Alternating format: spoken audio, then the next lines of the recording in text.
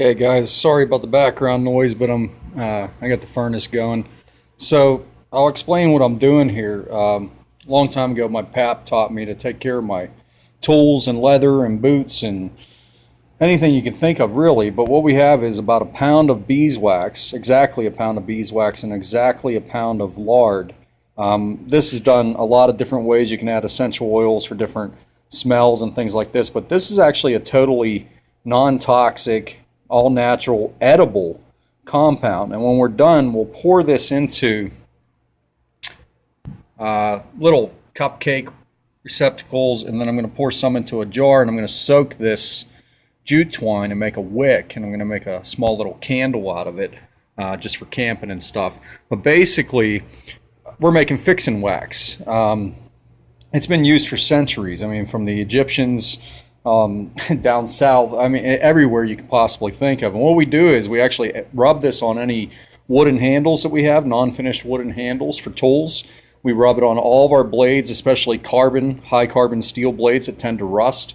We can rub this on our leather and massage it into the leather and heat it a little bit and let it melt into the fabrics, and it'll help waterproof. You can use this as chapstick if you got chapped lips. You can use this on cuts, and it'll help heal cuts. Beeswax is highly leverageable in a lot of different ways, but it's highly flammable as well. It does turn into an oil. So what we have to do is we have one pot where we're boiling water, and I'm just using a little camp stove to do that. And then we have the other pot down inside of it with a pound of beeswax and a pound of lard. That's all you need. You don't need anything special.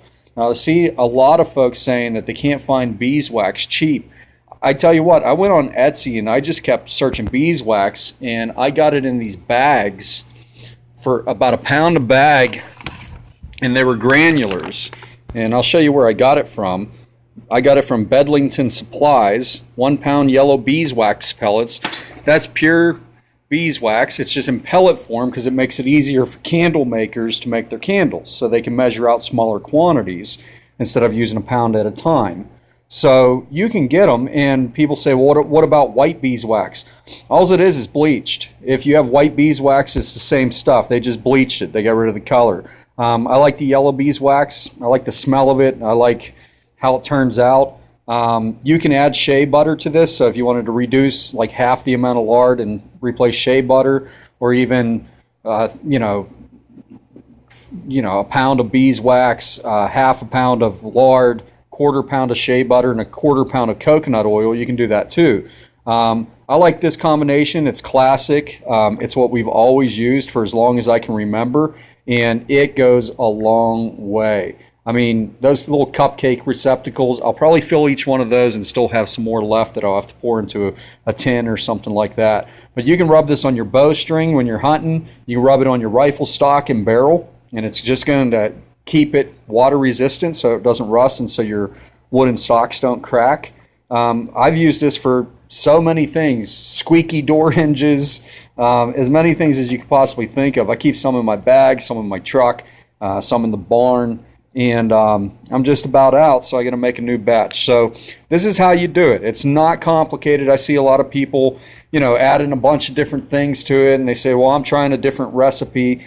A pound of lard and a pound of beeswax. I got that beeswax on Etsy for about $6. You can get it at a bee club. If you have beekeepers clubs in your area, they sell it really cheap usually. The lard costs about $2 at the grocery store in a little bucket. It's next to the bacon, basically, or go to your butcher shop. They probably have plenty of it. You can also use animal tallow for this, which is basically just the fat from an animal with no meat and no blood on it. And you can render that down, and any of the pemmican that's left over, the little fried fat particles, just filter those off, take the liquid, and add it to this. I like doing it this way just because it's really simple. I know I can get lard whenever I want to, and I don't have to mess with refining fat down to tallow, which is just basically liquid lard. Tallow is just a fancy name for lard. So any kind of lard that's clean, that doesn't have any residue, pieces of meat, or anything.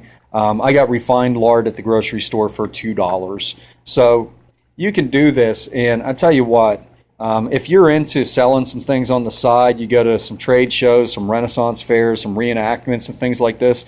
One of these little cupcake containers you could probably sell for about $4 or $5. Just wrap it in some brown paper, some jute twine, put your little label on it, and it makes it up real nice. My family's been selling this stuff for years. So hope that helps, and I hope you find it interesting, and maybe later on I'll show you some different things that I use it for. Take care.